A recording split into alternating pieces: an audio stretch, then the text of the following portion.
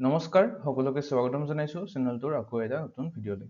So আজিৰ ভিডিঅ'টোত monthly current এফেয়াৰ্ছৰ video' লৈ আহিছো মাৰ্চ মান্থৰ। তো আজিৰ ভিডিঅ'টোত আমি 50টাত কৰি অধিক MCQ ডিসকাস কৰিম মাৰ্চ মাহৰ কাৰেণ্ট এফেয়াৰ্ছৰ। সো ভিডিঅ'টো আপোনালোকে শেষলৈকে চাব। শেষত আপোনালোকৰ দুটা হোমৱৰ্কৰ কুৱেশ্যন এৰি থোৱা হৈছে, তাৰ এনসাৰ আপোনালোকে কমেন্টত দিব নাপাহৰিব। আৰু ইয়াৰ লগতে আপোনালোকে যদি আমাৰ 2026 চনৰ কাৰেণ্ট এফেয়াৰ্ছৰ বুকলেটখন ল'ব বিচাৰে তেনেহলে এই বুকলেটখন ল'ব পাৰে এই নম্বৰটোত হোৱাটছআপ কৰি। সো ইয়াতে আপোনালোকে আসাম স্পেচিফিক আৰু নেশ্যনেল ইণ্টাৰনেশ্যনেল দুখন সেপাৰেটলি কাৰেণ্ট এফেয়াৰ্ছৰ PDF বুকলেট পাব। মান্থলি বিলাকটো পাব, লগতে টপিক স্পেচিফিক কিছুমান টপিক বিলাকো পাব। পদ্ম এৱাৰ্ডছ হওক, ইউনিয়ন বাজেট হওক, ICC আণ্ডাৰ-19 উইণ্টাৰ অলিম্পিক্স এইবিলাক গোটেইবিলাক ইনক্লুড আছে। এই PDF খন যদি আপোনালোকে ল'ব বিচাৰে সিম্পলি এই হোৱাটছআপ নম্বৰটোত হোৱাটছআপ কৰি PDF খিনি দিব পাৰে। সো ভিডিঅ'টোৰ প্ৰথম প্ৰশ্নটো হৈছে, আমি প্ৰথম কেইটা কুৱেশ্যন আসাম স্পেচিফিক হিচাপে ডিসকাস কৰিম। তো প্ৰথম প্ৰশ্নটো হৈছে who has been selected for the Sahitya Akademi award 2025 for Assamese language category. তো শেহতীয়াকৈ অসমীয়া ভাষাৰ বাবে সাহিত্য একাডেমী বঁটা লাভ কৰিছে দেৱব্ৰত দাসে। অপশ্যন বি টো ইয়াৰে শুদ্ধ হৈ যাব। দেৱব্ৰত দাসে তেখেতৰ এই কৰি খেলৰ সাধু নামৰ উপন্যাসখনৰ বাবে অসমীয়া ভাষাৰ বাবে সাহিত্য একাডেমী বঁটাটো লাভ কৰিবলৈ সক্ষম হয়। তো এইখিনি কথা ইয়াতে দিয়া আছে। Debabrata Das won 2025 award for his novel কৰি খেলৰ সাধু, আৰু 2024 চনত ইয়াৰ আগৰ এৱাৰ্ডটো লাভ কৰিছিলে সমীৰ তান্তিয়ে। তাৰ 2023 চনত লাভ কৰিছিলে প্ৰণৱজ্যোতি ডেকাই, 2022 চনত লাভ কৰিছিলে মনোজ কুমাৰ গোস্বামীয়ে। তো 2025 চনত মনোনীত হোৱা কিতাপ গোটেইকেইখনৰ নাম ইয়াতে দিয়া আছে লিষ্টখন। তাৰে ভিতৰত কৰি খেলৰ সাধু এই কিতাপখনে সাহিত্য একাডেমী এৱাৰ্ড লাভ কৰিবলৈ সক্ষম হৈছে। নেক্সট কুৱেশ্যনটো হৈছে for which novel did Saisuli Brahma win the Sahitya Akademi award 2025 for Bodo language. তো অসমীয়া ভাষাটো পঢ়িলো, ইয়াতে দিয়া আছে বড়ো লেংগুৱেজৰ বাবে অৰ্থাৎ বড়ো ভাষাৰ বাবে চাইচুলি ব্ৰহ্মই লাভ কৰিছে সাহিত্য একাডেমী বঁটা। তেখেতৰ কিতাপখনৰ উপন্যাসখনৰ নাম মনত ৰাখিব দংনৈ লামা মঞ্চে গঠন। অপশ্যন চি ইয়াৰে শুদ্ধ হৈ যাব। Next question is recently in which place was newly built Science City of Assam recently inaugurated. তো শেহতীয়াকৈ অসমত এখন নতুন বিজ্ঞান চহৰ উদ্বোধন কৰা হৈছে। তো এই নতুন বিজ্ঞান চহৰখন উদ্বোধন কৰিছে সোণাপুৰৰ টেপেচিয়াত। অপশ্যন বি টো ইয়াৰে শুদ্ধ হ'ব। এটি চাব পাৰে 2026 চনৰ 10 মাৰ্চৰ দিনা গুৱাহাটীৰ উপকণ্ঠ টেপেচিয়া সোণাপুৰত ৰাজ্যৰ প্ৰথমখন বিজ্ঞান নগৰ উদ্বোধন কৰে অসমৰ মুখ্যমন্ত্ৰী হিমন্ত বিশ্ব শৰ্মাই। নেক্সট কুৱেশ্যনটো হৈছে আণ্ডাৰ দ্য মুখ্যমন্ত্ৰী থলুৱা উদ্যোগ বিকাশ আঁচনি empowering Assam artisans what is the special grant amount provided per artisan for tool and equipment.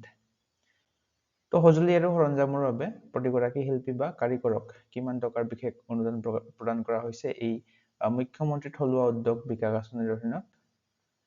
প্ৰতিগৰাকীকে 20,000 কৰি টকা প্ৰদান কৰা হৈছে। তো ইম্পৰ্টেণ্ট হয়, সেইটো মনত ৰাখিব আঁচনিটো।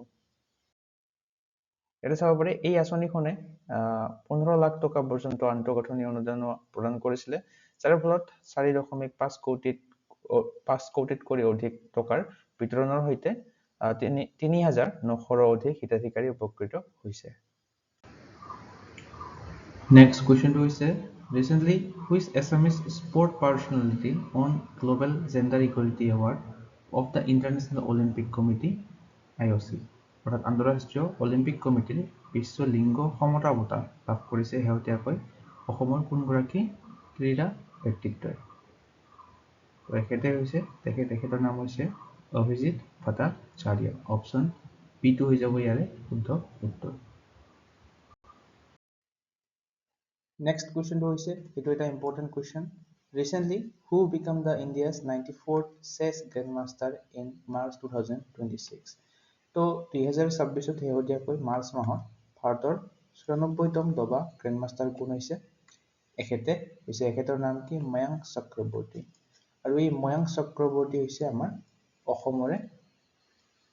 তেখেতে হৈছে অসমৰ প্ৰথমগৰাকী চেছ গ্ৰেণ্ড মাষ্টাৰ আৰু নৰ্থ ইষ্ট ৰিজনৰো এখেত হৈছে প্ৰথম চেছ গ্ৰেণ্ড মাষ্টাৰ। তো গোটেইকেইটা পইণ্ট মনত ৰাখিব। অসমৰো প্ৰথম চেছ গ্ৰেণ্ড মাষ্টাৰ হয় আৰু নৰ্থ ইষ্ট অৰ্থাৎ উত্তৰ পূব ভাৰতৰো প্ৰথম চেছ গ্ৰেণ্ড মাষ্টাৰ।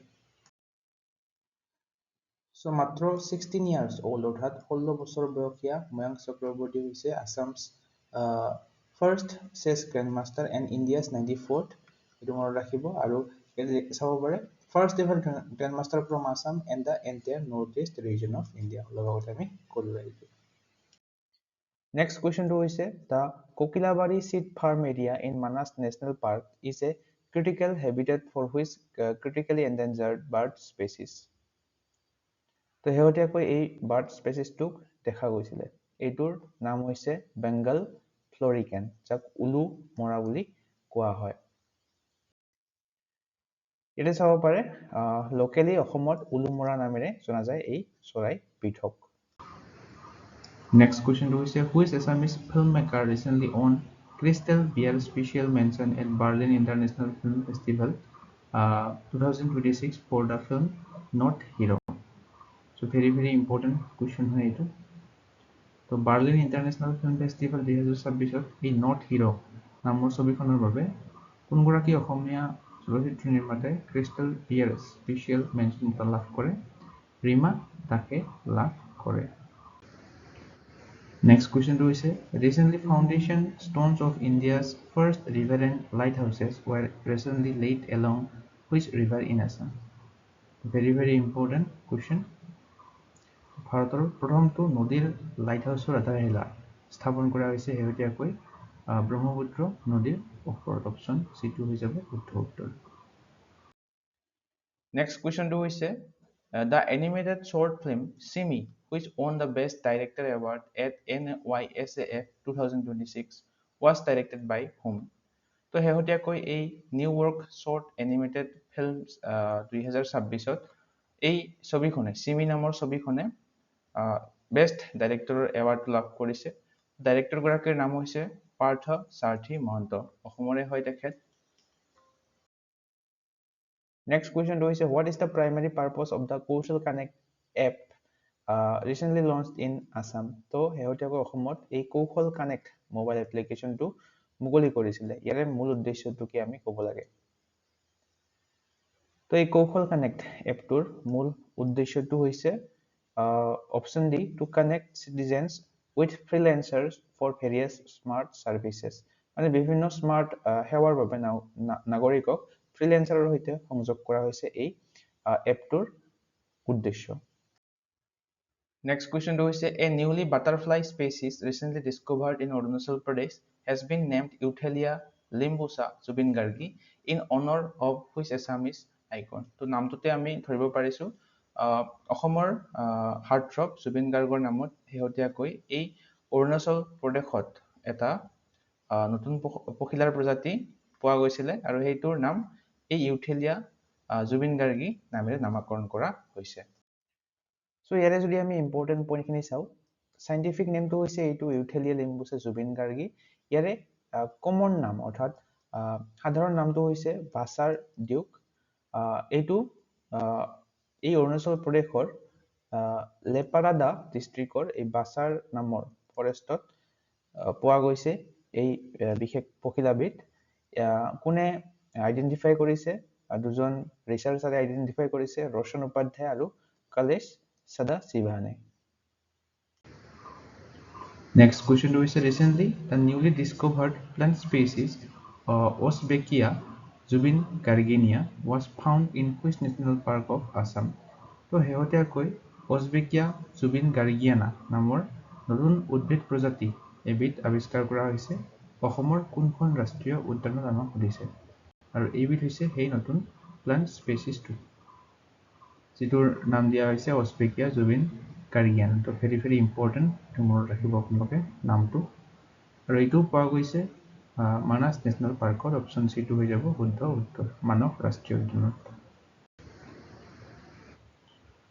চ' শেহতীয়াকৈ গুৱাহাটী ইউনিভাৰ্চিটিৰ ৰিচাৰ্চাৰে এই প্লান্ট স্পেচিছটো যিটোৰ নাম হৈছে অছবেকিয়া জুবিন গাৰ্গিয়ানা এইটো ডিস্কভাৰ কৰিছে। আৰু এইটো প্লান্ট স্পেচিছৰ নামটো আমাৰ হাৰ্টথ্ৰব জুবিন গাৰ্গৰ নামেৰে নামাকৰণ কৰা হৈছে to honour his contribution to Assamese culture and environmental awareness. আৰু এই প্লাণ্টটো বিলং কৰে মেলাষ্ট'মেটাকি ফেমিলি, এইটো মনত ৰাখিব। আৰু এইটো 2021 পৰা 25 চনৰ ভিতৰত চলোৱা বটানিকেল ৰিচাৰ্চত এইটো ডিস্কভাৰ কৰা হৈছে। লগতে এই ভিডিঅ'টো চাই যদি আপোনালোকৰ সহায় হোৱা বুলি ভাবে তেনেহ'লে আপোনালোকে লাইক বটনটোত ক্লিক কৰি ইয়াতে এটা হাইপ বটন দেখা হ'ব, ইয়াতে ক্লিক কৰিব নাপাহৰিব।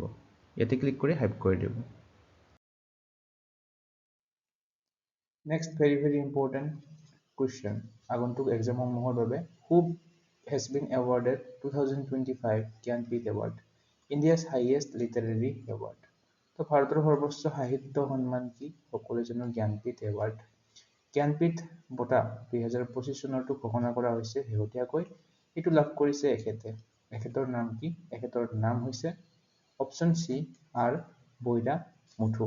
অপশ্যন চিটো হ'ব শুদ্ধ উত্তৰ। তো ভেৰি ইম্পৰ্টেণ্ট কুৱেশ্যনটো মনত ৰাখিব 2025 চনৰ জ্ঞানপীঠ বঁটাটো। আমি জ্ঞানপীঠ বঁটাৰ বিষয়ে যদি ক'বলৈ যাওঁ, Nobel prize of Indian literature বুলি কোৱা হয়। ভাৰতীয় সাহিত্যৰ নোবেল প্ৰাইজ বুলিও কোৱা হয় জ্ঞানপীঠ বঁটাটোক। 1961 চনত এই জ্ঞানপীঠ বঁটাটো এষ্টাব্লিছ হৈছিলে। ইয়াতে চাব পাৰে 6th তম জ্ঞানপীঠ এৱাৰ্ড হয় এইটো 2025 চনৰটো আৰ বৈৰা মুথুৱে লাভ কৰিছে। ইয়াৰ লগতে আৰ বৈৰা মুথুৱে পদ্মশ্ৰী এৱাৰ্ড লাভ কৰিছিল 2003 চনত। লগতে পদ্মভূষণ এৱাৰ্ডো লাভ কৰিছে তেখেতে 2014 চনত। নেক্সট কুৱেশ্যনটো হৈছে who has been selected for the prestigious 35th Saraswati Samman. Very important question এইটো। শেহতীয়াকৈ 35তম সৰস্বতী সন্মান 2025 চনৰ বাবে প্ৰদান কৰা হৈছে এই বঁটাটো, এই সন্মানটো, সৰস্বতী সন্মানটো। এইটো লাভ কৰিছে কোনে? এইটো লাভ কৰিছে ৰাম কুমাৰ মুখোপাধ্যায়। অপশ্যন এটো ইয়াৰে শুদ্ধ হ'ব। এতিয়া চাব পাৰে 2020 চনৰ এখন উপন্যাস আছিলে তেখেতৰ হাৰা পৰ্বতী কথা, এইখনৰ বাবে তেখেতক এই সৰস্বতী সন্মানটো প্ৰদান কৰা হৈছে। নেক্সট কুৱেশ্যনটো হৈছে recently who became the youngest winner of the Stockholm water prize 2026। শেহতীয়াকৈ ষ্টকহোম জল বঁটা প্ৰদান কৰা হৈছে। ইয়াৰ আটাইতকৈ কম বয়সীয়া বিজয়ী হৈছে 2026 চনৰ বিজয়ীগৰাকী। এখেতৰ নাম কি? এখেতৰ নাম হৈছে কাবেহ মাদানী। অপশ্যন বি ইয়াৰে শুদ্ধ হ'ব। ষ্টকহোম জল বঁটাৰ বিজয়ী হৈছে কাবেহ মাদানী। নেক্সট কুৱেশ্যনটো হৈছে Mamta Kalia on Sahitya Akademi award 2025 for which Hindi work. তো হিন্দী সাহিত্যৰ বাবে সাহিত্য একাডেমী বঁটা লাভ কৰিছে মমতা কালিয়াই। তেখেতৰ এই গ্ৰন্থখনৰ নাম কি? জিতে জি এলাহাবাদ। অপশ্যন চি ইয়াৰে শুদ্ধ হৈ যাব। এইখন হৈছে কিতাপখন।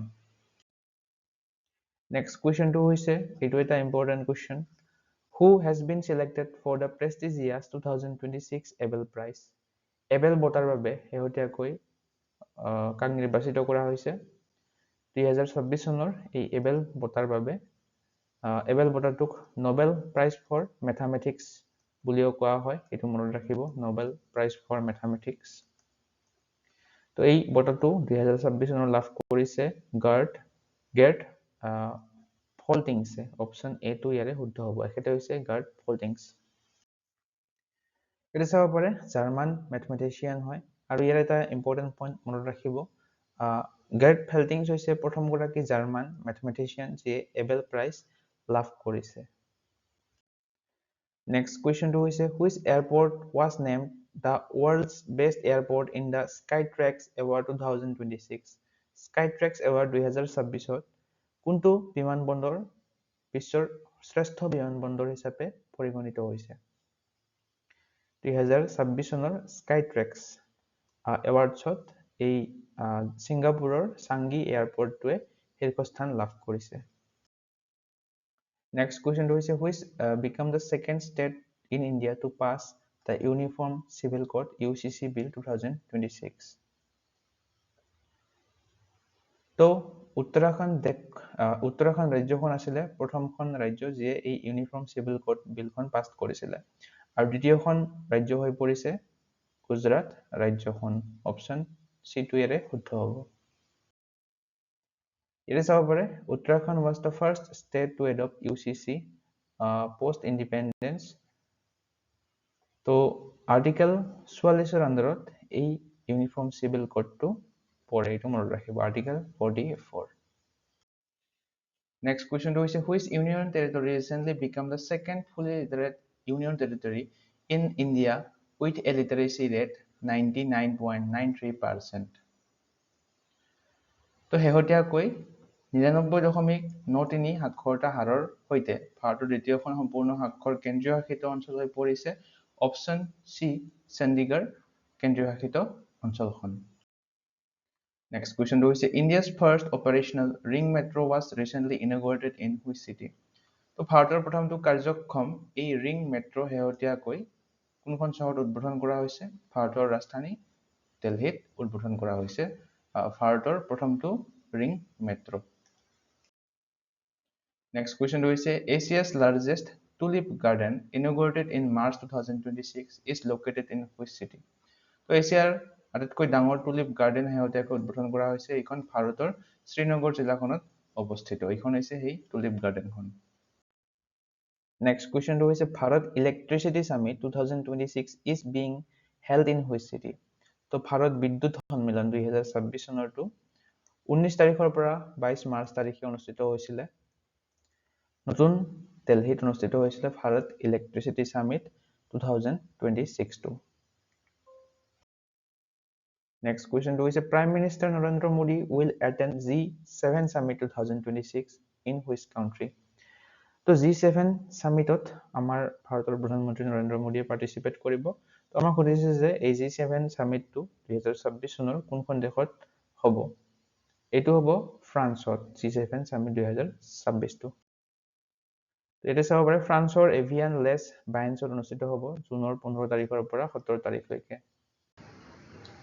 Next question to is that the Rajasthan government has decided to change the name of the Mount Abu to which name? তো আমাক এক্সামত কেতিয়াবা সুধিছে মাউণ্ট আবু এইখন কোনখন ৰাজ্যত অৱস্থিত মাউণ্ট আবু অৱস্থিত ৰাজস্থান ৰাজ্যখনত তো ৰাজস্থান চৰকাৰে শেহতীয়াকৈ এই মাউণ্ট আবুখনৰ নাম সলনি কৰি এটা নতুন নাম ৰখাৰ সিদ্ধান্ত লৈছে এই নতুন নামটো হৈছে আবু ৰাজ এইটো মনত ৰাখিব Next question to is which Indian actress has been included in the presenters list for 98th Academy Award Oscars 2026 তো 98তম একাডেমি বঁটা বা অস্কাৰ বঁটাত কোনগৰাকী ভাৰতীয় অভিনেত্ৰীক অন্তৰ্ভুক্ত কৰা হৈছিল বঁটা প্ৰদানকাৰী তালিকাত ছবিত দেখি নিশ্চয় ধৰিব পাৰিছে প্ৰিয়ংকা চোপ্ৰা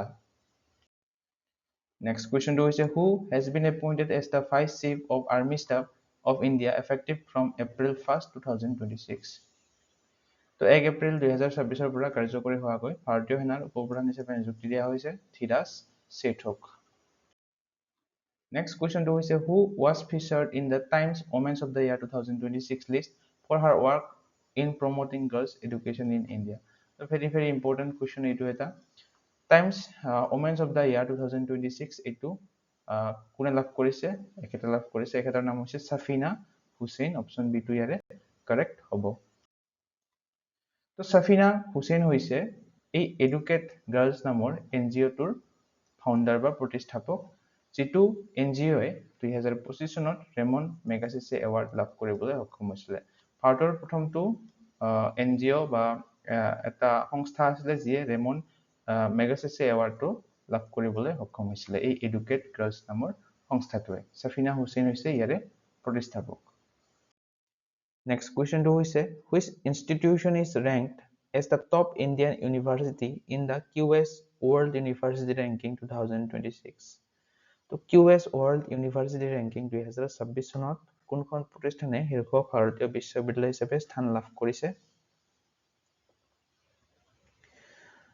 তো সেই বিশ্ববিদ্যালয়খন হৈছে IIT দিল্লী অপচন টি2 ইয়াৰে শুদ্ধ হ'ব ভাৰতৰ ভিতৰত শীৰ্ষস্থান লাভ কৰিছে আৰু ওয়াৰ্ল্ড ওয়াইড আমি বিশ্বৰ ভিতৰত যদি ক'বলৈ যাওঁ 118তম স্থান লাভ কৰিছে পৃথিৱীৰ ভিতৰত বা বিশ্বৰ ভিতৰত Next question to is which city overtook Delhi as the most polluted city according to the 2025 Air Quality Report?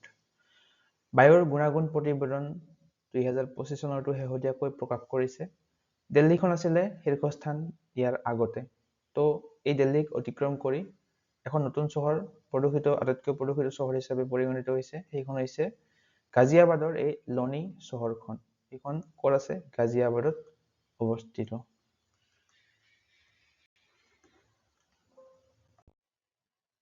Next question to is which state ranked first in the Fiscal Health Index released by Niti Aayog in 2026? তো শেহতীয়াকৈ Fiscal Health Index release কৰিছে নীতি আয়োগে। প্ৰথম স্থান লাভ কৰা ৰাজ্য কোনখন আমাক সুধিছে। তো 2026 চনৰ Fiscal Health Indexত শীৰ্ষস্থান লাভ কৰিছে উৰিষ্যা ৰাজ্যখনে। অপশ্যন চি ইয়াৰে শুদ্ধ হ'ব। ইয়াতে চাব পাৰি উৰিষ্যা ৰাজ্যখনে শীৰ্ষস্থান লাভ কৰিছে 18খন মেজৰ ষ্টেটৰ ভিতৰত আৰু স্কোৰ আছিলে উৰিষ্যা ৰাজ্যখনৰ 73.1। দ্বিতীয় স্থান কোনে লাভ কৰিছে? গোৱাই দ্বিতীয় স্থান লাভ কৰিছে। তৃতীয় স্থান ঝাৰখণ্ডে লাভ কৰিছে। তো এই ইয়াতে মেপত দেখুওৱা যিকেইখন ৰং কৰা আছে কালাৰ আছে এই 18খন ৰাজ্যৰ ভিতৰত উৰিষ্যাই লাভ কৰিছে। আৰু নৰ্থ ইষ্ট আৰু হিমালয়ান ষ্টেট কেইখনক ইয়াতে বেলেগকে ভাগ কৰা হৈছিলে, য'ত আমাৰ অসমে 5 নম্বৰ স্থান লাভ কৰিবলৈ সক্ষম হৈছিলে আৰু প্ৰথম স্থান লাভ কৰিছিলে অৰুণাচল প্ৰদেশে।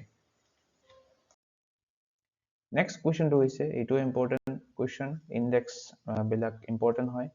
ভাৰতৰ ৰেংক কিমান গ্ল'বেল টেৰৰিজম ইণ্ডেক্স 2026ত?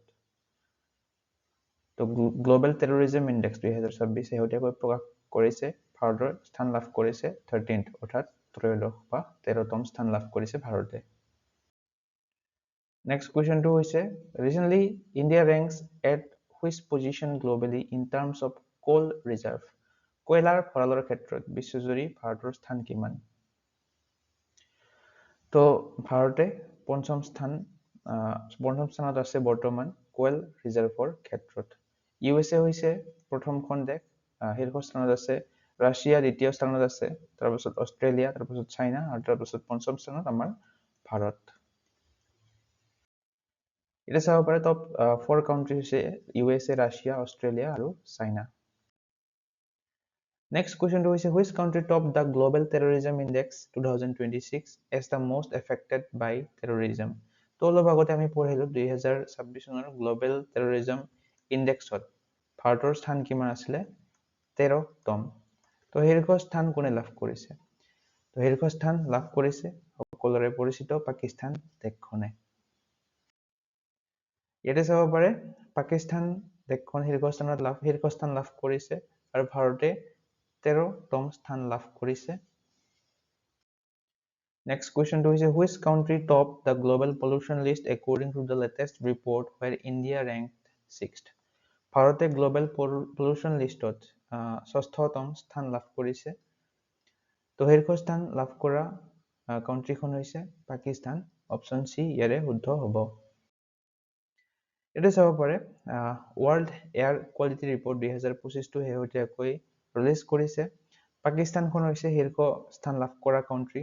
তাৰপিছত বাংলাদেশে দ্বিতীয় স্থান লাভ কৰিছে। তাৰপিছত তাজিকিস্তানে তৃতীয় স্থান লাভ কৰিছে। আমাৰ ভাৰতে 6ৰ্থতম স্থান লাভ কৰিছে।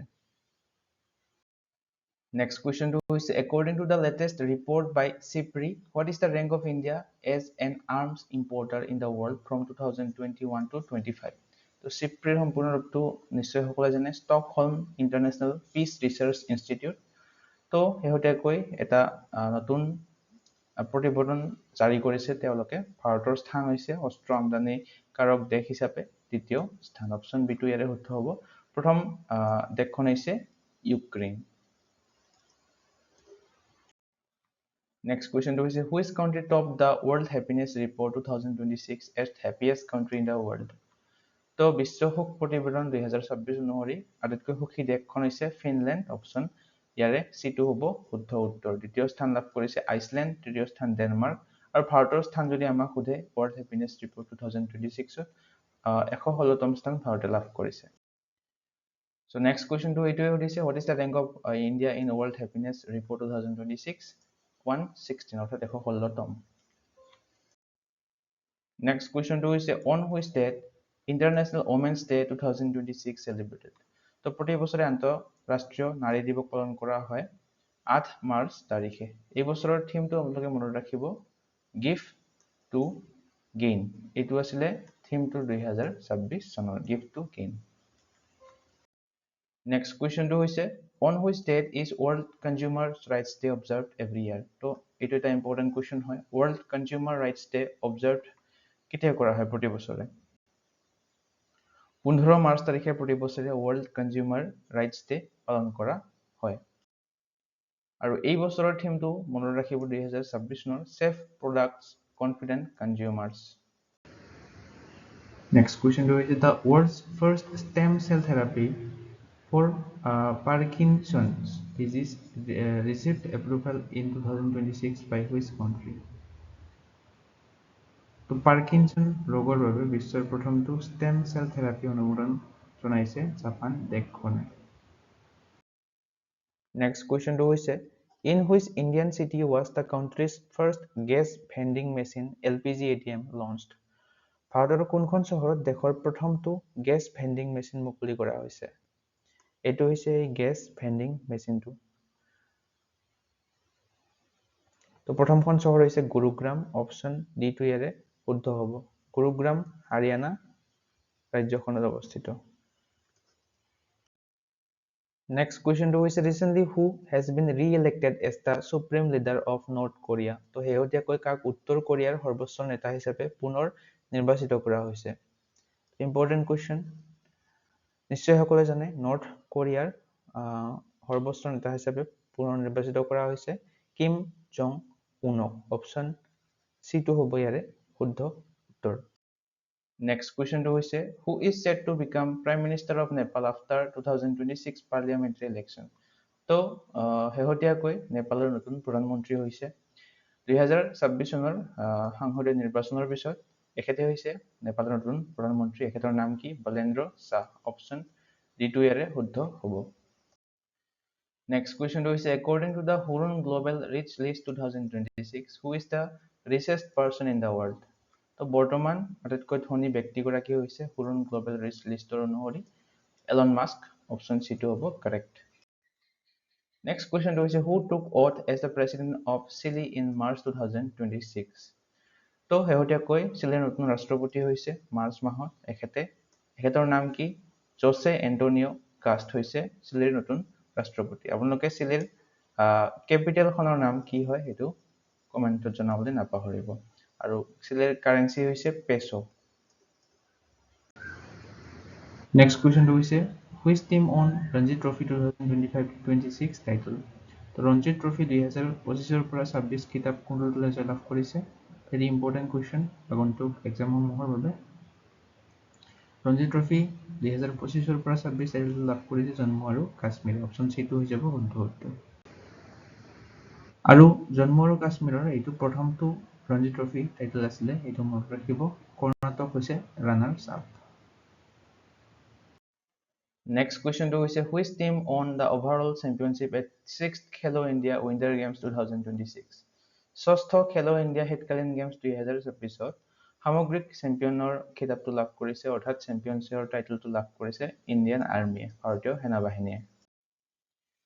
এতিয়া চাব পাৰে ভাৰতীয় সেনাবাহিনীয়ে টোটেল 23টা মেডেল লাভ কৰিবলৈ সক্ষম হৈছিলে। 9টা গ'ল্ড, 6টা চিলভাৰ আৰু 8টা ব্ৰঞ্জৰ মেডেল। 20 জানুৱাৰীৰ পৰা 26 জানুৱাৰীলৈকে লাডাখৰ আৰু লেহত অনুষ্ঠিত হৈছিলে। গুলমাৰ্গত ছেকেণ্ড ফেজটো হৈছিলে 26 ফেব্ৰুৱাৰীলৈকে। নেক্সট কুৱেশ্যনটো হৈছে India secured how many medals at the world para athletics grand prix 2026 held in New Delhi.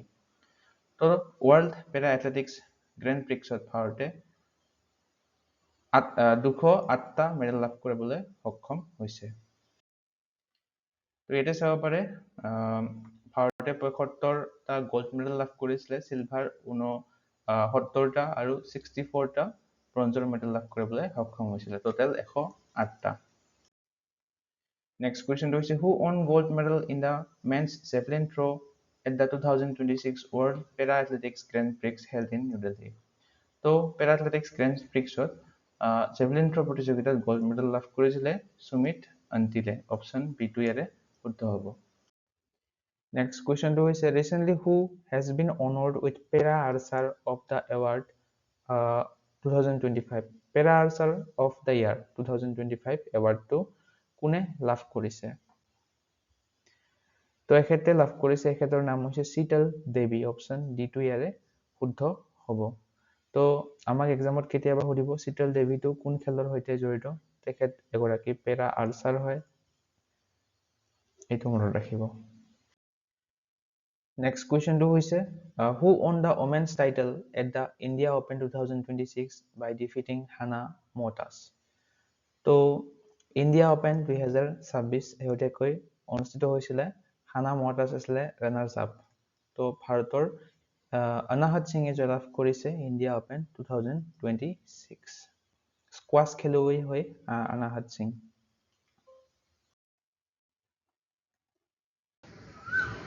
Next question is who became the first captain to score century in T20 World Cup? তো শেহতীয়াকৈ 2026 চনত বিশ্ব T20 World Cup হৈ গ'ল তো প্ৰথমগৰাকী অধিনায়ক হৈছে যিয়ে শতক অৰ্জন কৰিছে T20 বিশ্বকাপত ইংলেণ্ডৰ কেপ্টেইন হেৰি ব্ৰুক অপশ্যন C2 হৈ যাব শুদ্ধ উত্তৰ নেক্সট হৈছে recently Indian roller skater Srishti Dharmendra Sharma set a Guinness World Record in limbo skating by completing 50-meter challenge in what time? তো তেখেতে মাত্ৰ 7.46 সেকেন্ডত এই স্কেটিং কৰিছিলে 50 মিটাৰ চেলেঞ্জ লিম্বো স্কেটিংত তেখেতে গিনিছ ৱৰ্ল্ড ৰেকৰ্ড কৰিছে তো টাইমটো মনত ৰাখিব 7.46 second Next question to is India will host 2028 World Indoor Athletics Championship in which city? তো ভাৰতে 2028 চনৰ World Indoor Athletics Championship আয়োজন কৰিব কোনখন চহৰত আয়োজন কৰিব তো World Indoor Athletics Championship তো ভাৰতে ভুৱনেশ্বৰত কলিঙ্গা ষ্টেডিয়ামত আয়োজন কৰিব অপশ্যন B2 ইয়াৰে শুদ্ধ হ'ব So, ভিডিঅ'টোৰ হোমৱৰ্কৰ প্ৰথম কুৱেশ্যনটো হৈছে ইন হুইচ ষ্টেট ডিড খেলো ইণ্ডিয়া ট্ৰাইবেল গেমছ 2026 কমেন্স তো খেলো ইণ্ডিয়া ট্ৰাইবেল গেমছ 2026 চনৰ আৰম্ভ হৈছে কোনখন ৰাজ্যত নেক্সট কুৱেশ্যনটো হৈছে who has been chosen for the prestigious Sangita Kalanidhi award for 2026 অৰ্থাৎ সংগীত কলানিধি বঁটা এইটো 2026 চনৰ বাবে কাক নিৰ্বাচিত কৰা হৈছে বা কাক প্ৰদান কৰা হ'ব আপোনালোকে এই চাৰিটা অপশ্যনত কোনটো শুদ্ধ হয় কমেন্ট কৰি জনাবলৈ নাপাহৰিব আৰু ইয়াৰ লগতে আপোনালোকক জনাও যে আপোনালোকে যদি কাৰেণ্ট এফেয়াৰ্ছৰ 2026 চনৰ PDF বুকলেট দুখন আমাৰ চেনেলটোৰ ল'ব বিচাৰে তেনেহ'লে এই WhatsApp নম্বৰটোত WhatsApp কৰি আপোনালোকে এই বুকলেট দুখন ল'ব পাৰে আৰু জানুৱাৰীৰ পৰা এপ্ৰিল মাহলৈকে আপোনালোকে আপডেট পাব এই WhatsApp গ্ৰুপটোত আপোনালোকে WhatsApp কৰিব 50 টকা পে কৰিব লাগিব তাৰ পিছত এই গ্ৰুপটোত আপোনালোকক এড কৰা হ'ব য'ত আপোনালোকে মান্থলি আৰু টপিক ওয়াইজ আপডেট বিলাক পাই থাকিব সো আজিৰ ভিডিঅ'টো চাই আপোনালোকে কেনে পালে কমেন্ট সেকশনত জনাবলৈ নাপাহৰিব চাই যদি ভাল পায় তেনেহ'লে লাইক এটা কৰি দিব শ্বেয়াৰ এটা কৰি দিব লগতে আপোনালোকে হাইপটো কৰিবলৈ নাপাহৰিব হাইপটো প্লিজ কৰি দিব কমেন্ট কৰিবলৈ নাপাহৰিব যদি ভিডিঅ'টো ভাল লাগে লগতে এসেনশিয়েল ষ্টাডিজ আমাৰ চেনেলটো সাবস্ক্ৰাইব কৰি ল'ব এনে ধৰণৰ কাৰেণ্ট এফেয়াৰ্ছৰ কন্টেন্ট আগলৈ পাই থাকিবৰ বাবে আজিলৈ ইমানে ধন্যবাদ